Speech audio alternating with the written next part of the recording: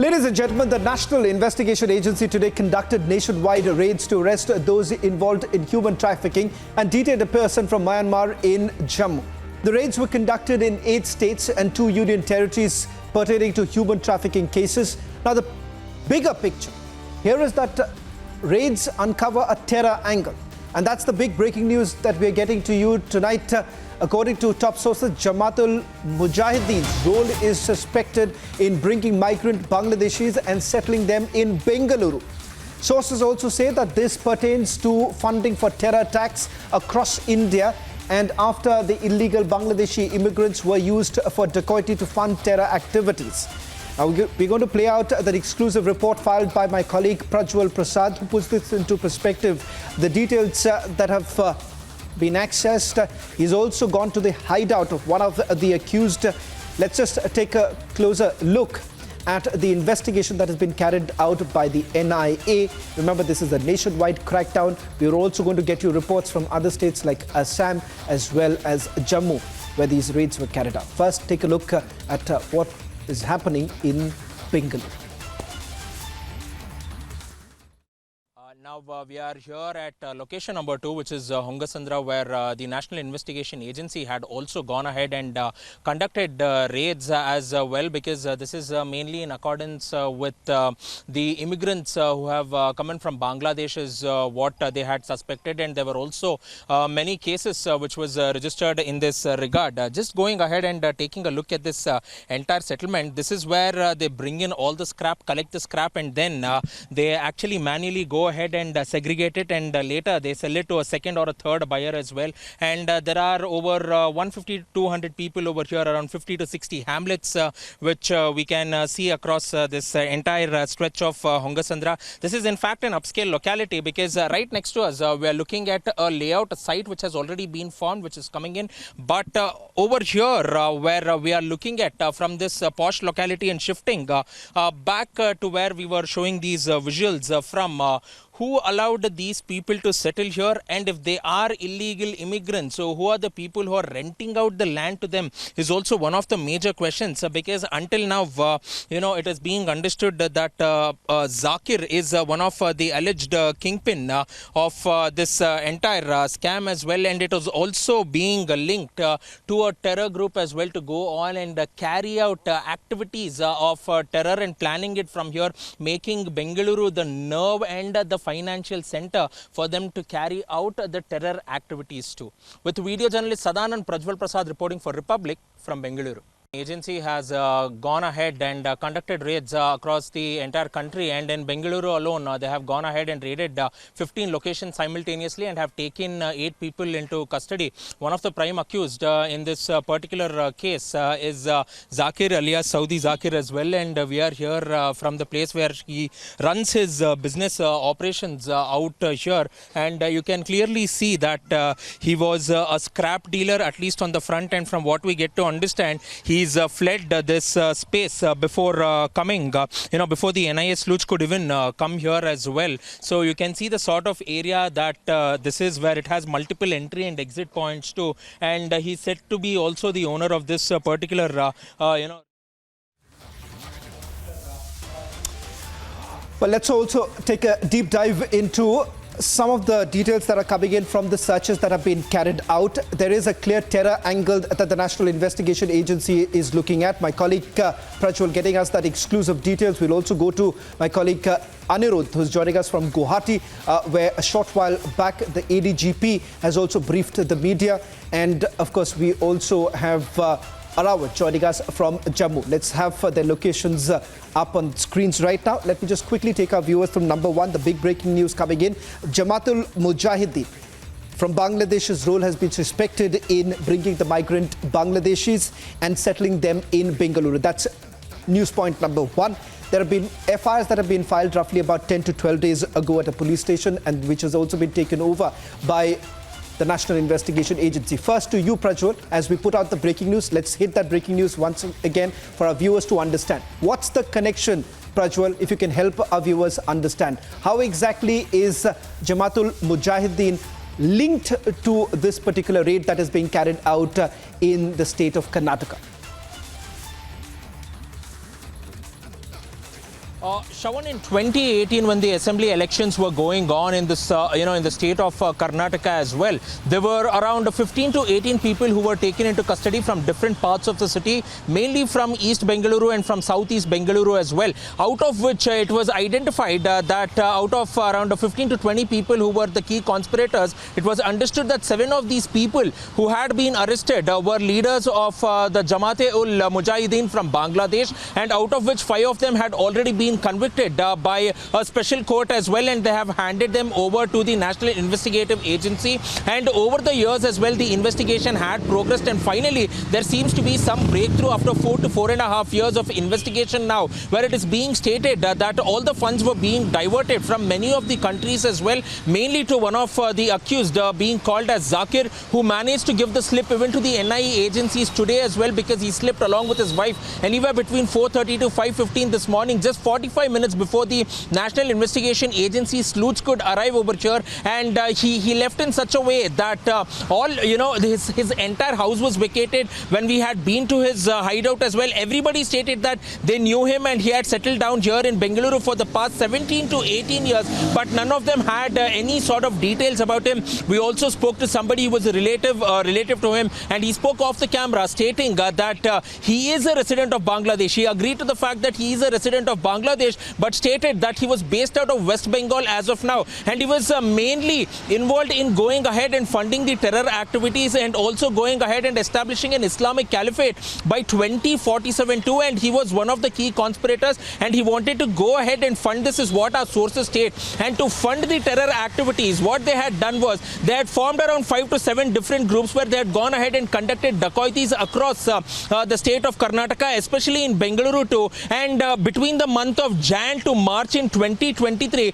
there were several dacoity cases which was registered in Marathalli, in Bengaluru, as well as 3 other police stations in southeast part of the city as well. And based on this particular tip-off, the Karnataka police had gone ahead and informed the National Investigation Agency, and they finally found a link stating that human trafficking was one of it, but also terrorism was also there on the radar as well. And they found out that it was Saudi Zakir who was responsible for this. They have zeroed on him, but they have not been able to take him into custody because he's gone ahead and given them the slip along with his wife as well. But 8 of the key conspirators have already now been taken into custody in Bengaluru, where the NIA had gone ahead and raided 15 locations, and all of them are right now being investigated at the NIA office in Bengaluru, Shravan.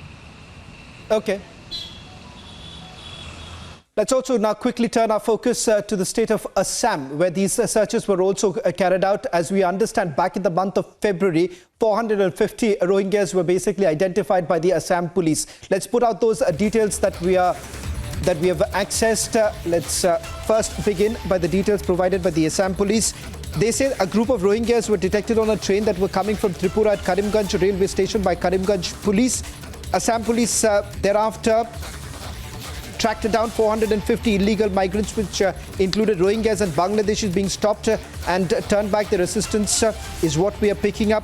In fact, Assam police says that illegal migrants were being facilitated with the help of touts and middlemen, and they were playing a major role in the infiltration. The STF Assam, let's put this breaking out. STF in Assam has already launched an operation where roughly about 10 middlemen have already been arrested by the Assam police. It turns out that so far 47 middlemen have been picked up.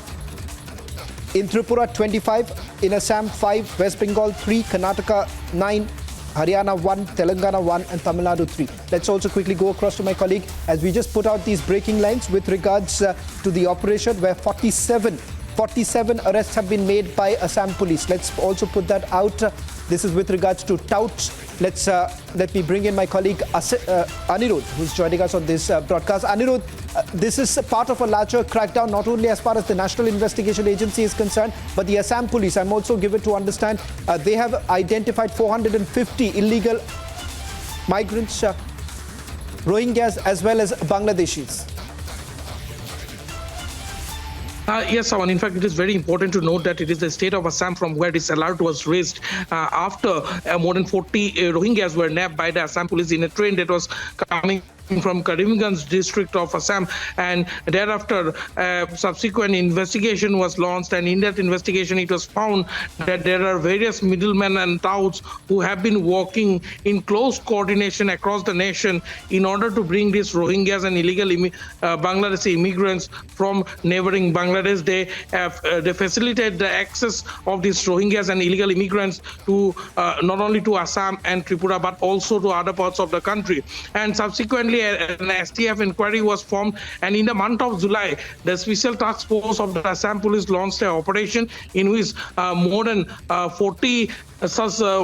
10 such middlemen and touts were arrested. After the arrest of these 10 touts and middlemen in Assam, the Assam Police STF, in coordination with the Ministry of Home Affairs, handed over the case to the NIA because during the course of investigation by Assam Police, it was found that many of these touts and middlemen are in different parts of the country. They were operating from places like Jammu, Delhi, as well as from places like down south in Bengaluru. So after this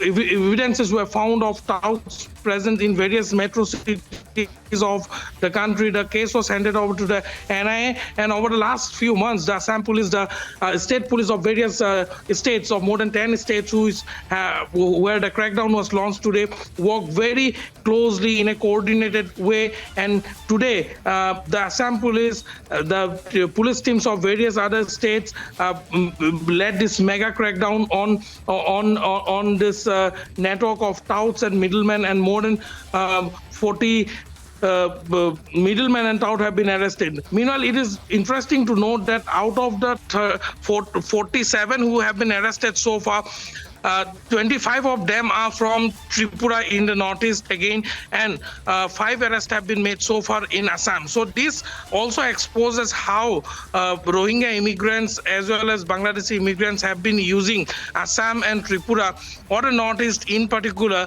as an access route to the mainland India. And this also exposes the terror threat, the terror angle, because recently in Assam we have seen how a mega crackdown was launched on terror elements like Ansarullah Bangla, and now the name of Jamaat-ul-Mujahideen has also surfaced. So this also exposes the terror network that exists in the northeast as well as other parts of the country, with the Rohingya infiltration and the Bangladeshi immigration that has been happening over the last few years.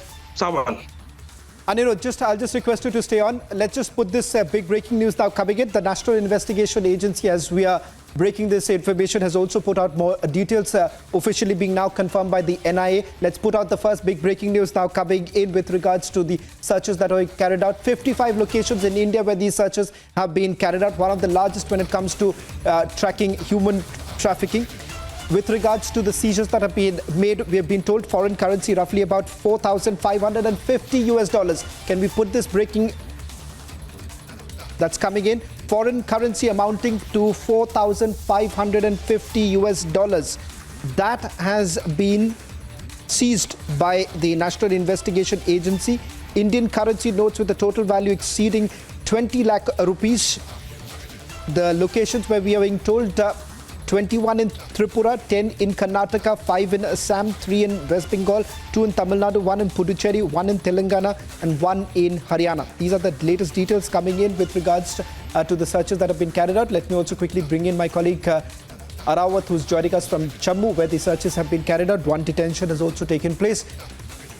Prajwal, Arawat, just walk us through the details that you're getting in with regards to what the national investigation has to say pertaining to Jammu with regards to the arrest, or rather the detention that has taken place. While we put out the big breaking news, an official confirmation now coming in, 55 locations across the nation where these searches have been carried out. Yes, Shawan, the crackdown on terror continues in Jammu and Kashmir, and it was morning 5 a.m. when National Investigation Agency raided the location in Bhattandi area of Jammu and arrested one Rohingya individual Zia Alam, and we have learned from our sources that they have told that this individual who have been arrested from the Jammu area, he was having some terror links, and the National Investigation Agency has arrested him for some questioning, and the questioning was going on till late evening, and the multiple locations have been raided in the Jammu area, and we got to know from the NIA officials sometime before that the raids have been extended across the country now, and we have seen how the raids were. It was morning 5 a.m. when the raids was going in Jammu, and it took almost 5 to 6 hours. The raids were at 2 locations in the Jammu. Yes. Thank you very much, Arawat, for getting us the latest details as we put out the details of one of the largest crackdown when we are looking at as far as human trafficking cases are concerned.